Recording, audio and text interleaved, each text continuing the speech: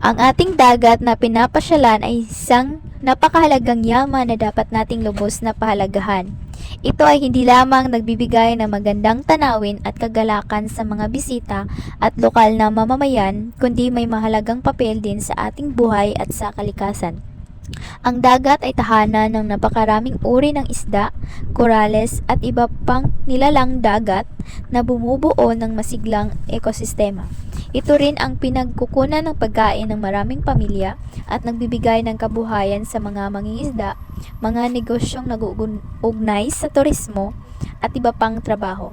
Bukod pa rito, ang dagat ay tumutulong na panatilihing balanse ang klima, nililinis ang hangin at nagbibigay ng proteksyon sa mga baybayin mula sa malakas na alon at bagyo.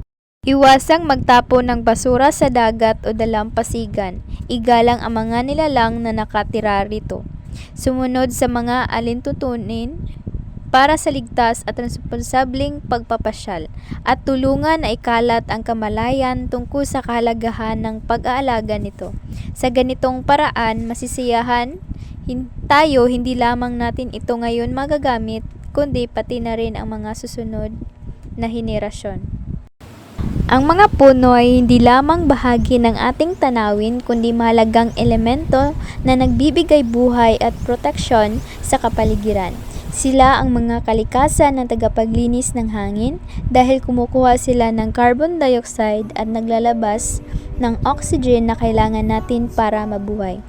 Bukod pa rito, pinoprotektahan nila ang lupa mula sa pagguho at nililinis ang tubig bago ito maabot ang mga ilog at dagat.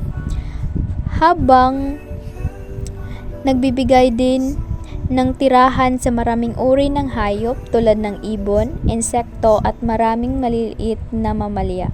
Ang kanilang mga dahon ay nagbibigay lilim na nakapagpababa ng temperatura.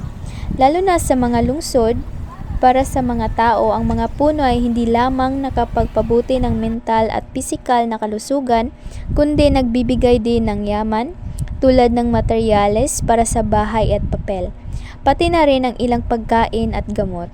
Maraming mamamayan ang umaasa sa kanila para sa kabuhayan, tulad ng pagtutroso, pagtatanim ng prutas at turismo.